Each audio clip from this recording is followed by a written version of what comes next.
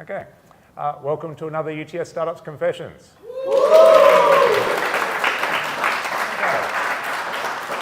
That was good. Thank you very much.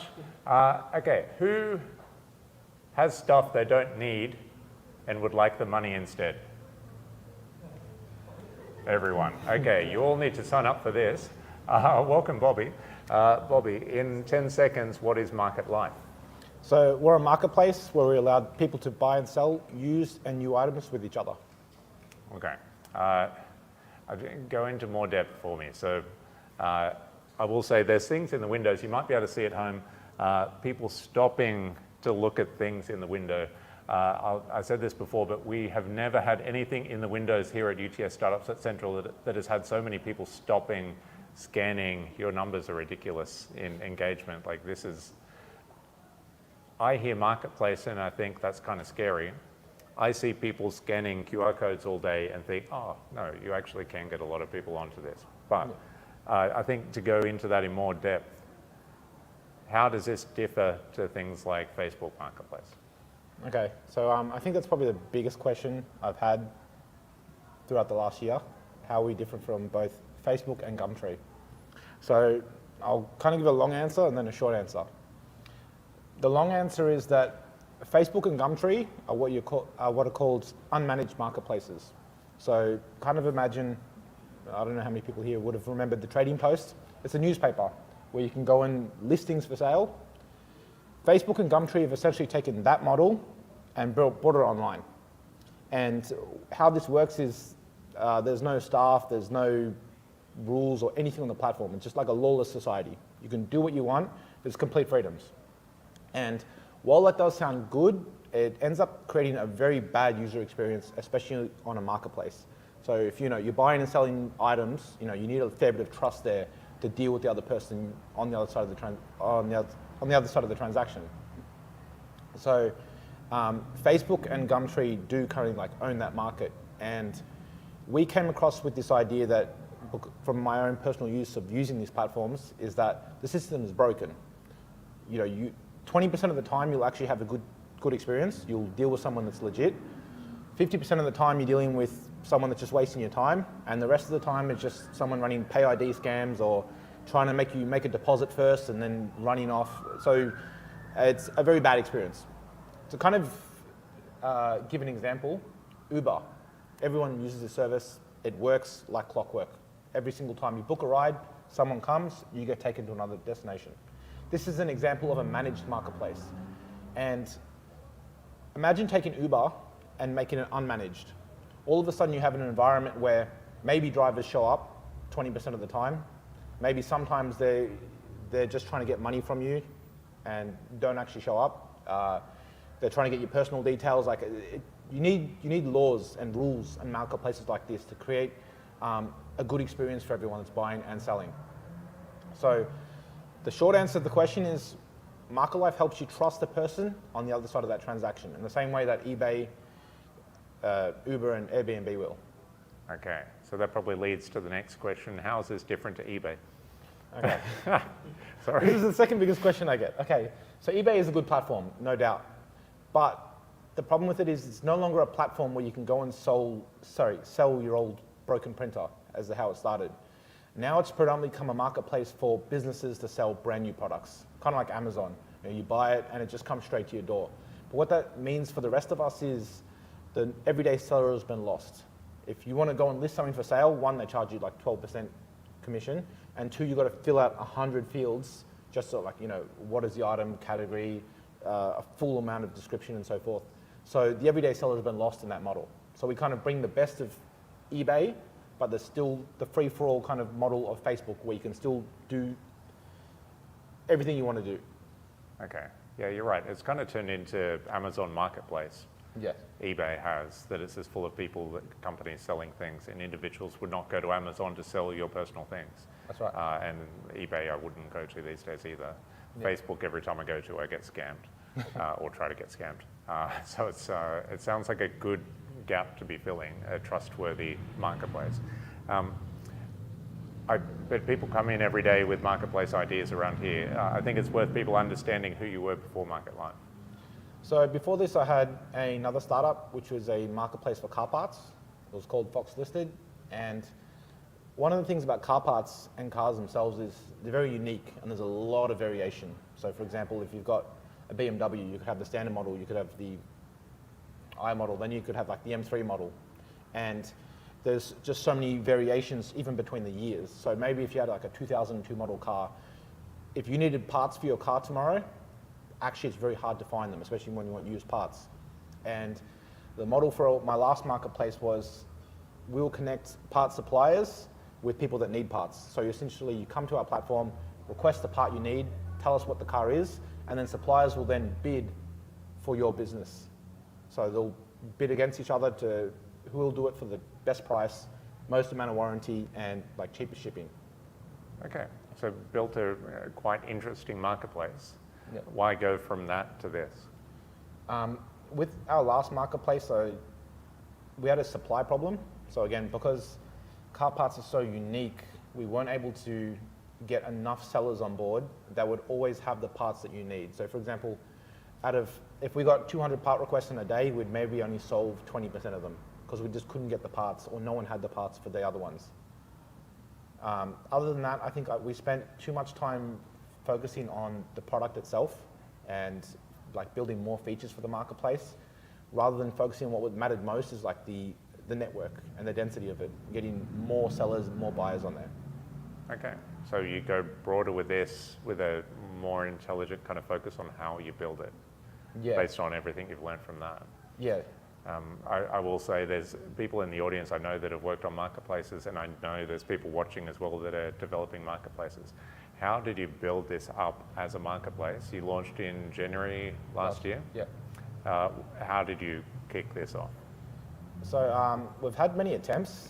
I think we've probably tried many things, and it's just kind of the thing you have to do to kind of figure out what will actually work. And I think most of year one, we made the mistake of trying to compete directly against Facebook. And although we're bringing a lot better of an experience, the problem is that they still had a lot more users than us at that point of time. So we were essentially trying to go to Facebook, recruit sellers from there, bring them on the platform, and then basically have this battle of who will sell it first. And although they're having a terrible experience on Facebook, Facebook's still selling it first. So in that circumstance, we decided after about 6 to 8 months, we stopped having that battle with them essentially.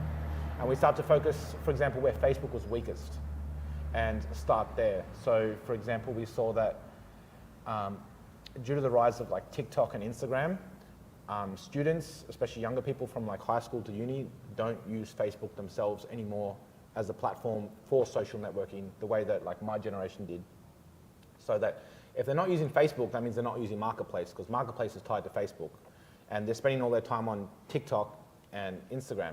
So we thought to aim at that generation of students and get a foothold there, which has worked a lot better for us. So doing things like, I think at O-Day, a couple months ago, I think we got like 400 people on our app on that one day.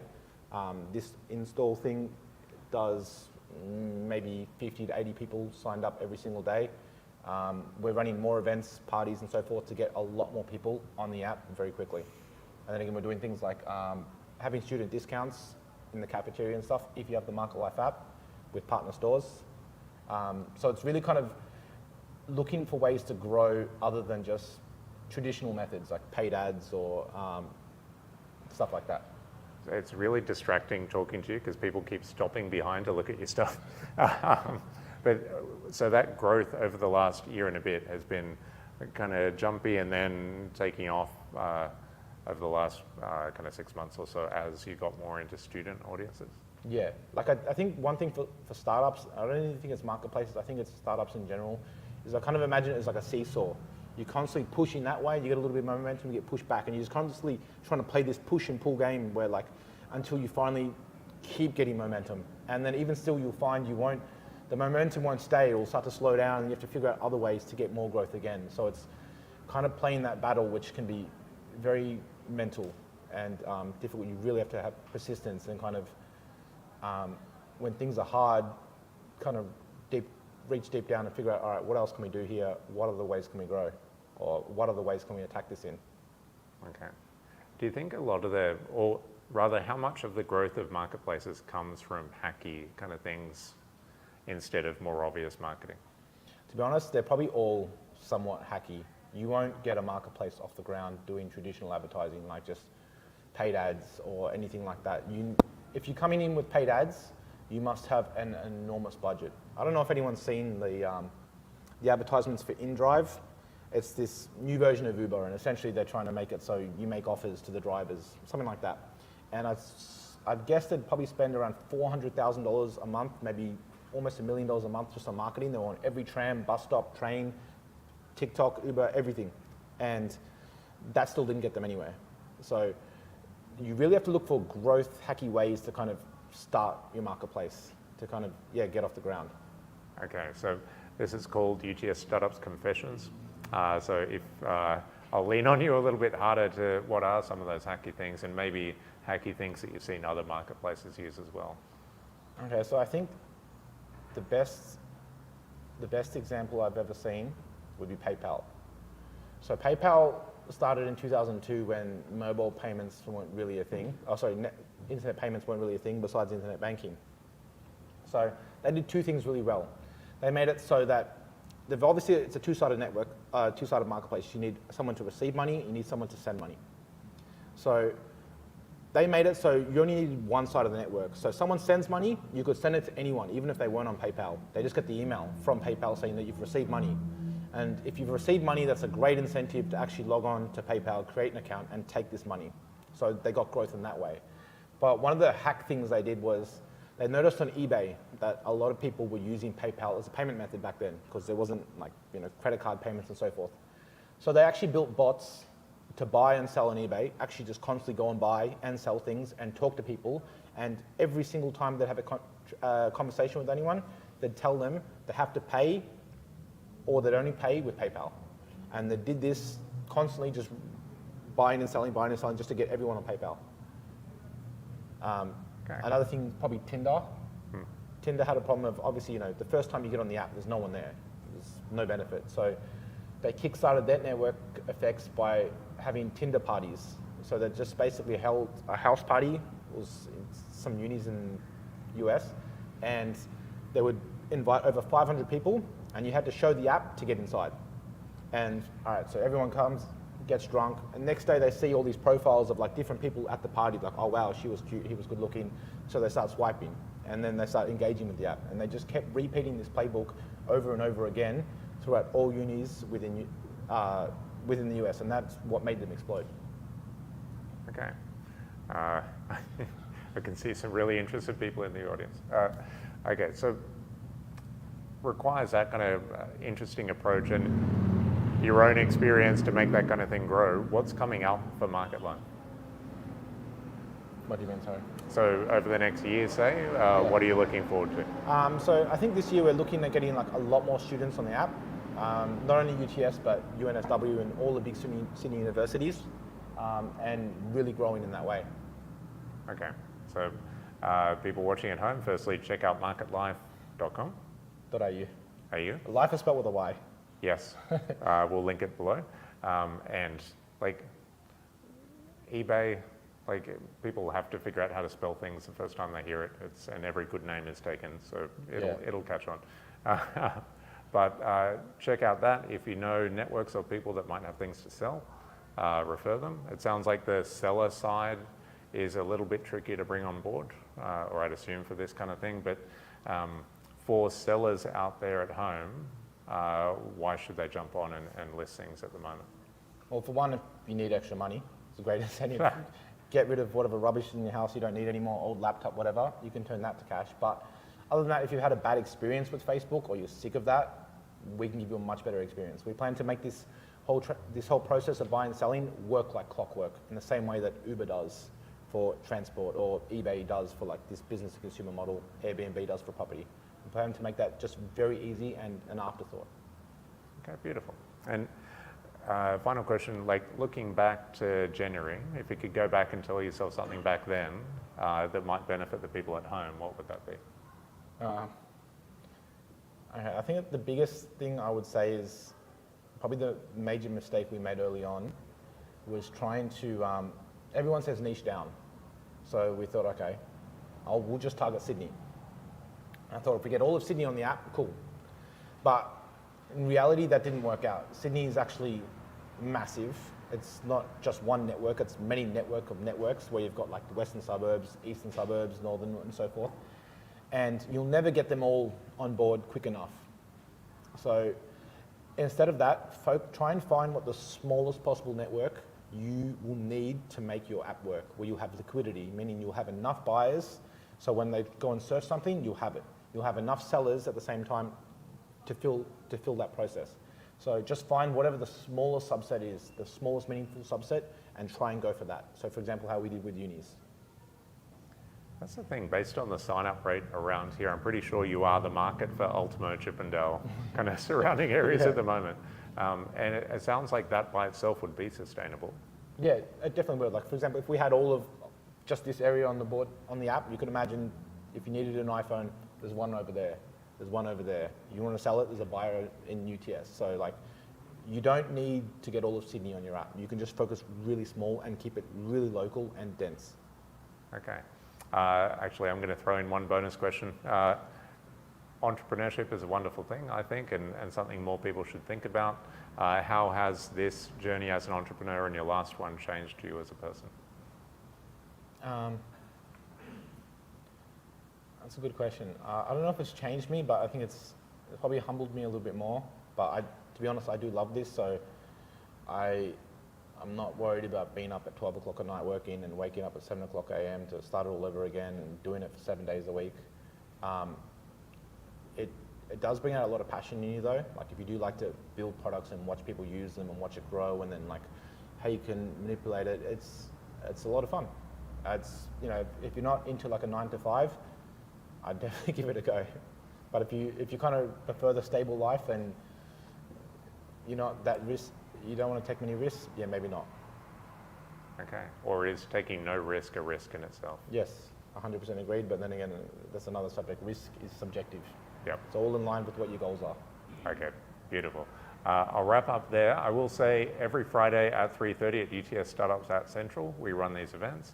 3:30 every Friday, open to the public, free pizza, free drinks, the best pizza you'll ever taste. Audience, if you've had the pizza before, is it the best pizza you've had? Yes. All right, I want referrals if it's not. But thank you to Amazon Web Services for providing that, and there's some wonderful Amazon people here as well. We will see you here. We're also going to turn off the camera now and go to the really juicy kind of Q&A section, so make sure you come down for that as well. Join me in thanking Bobby from MarketLyfe.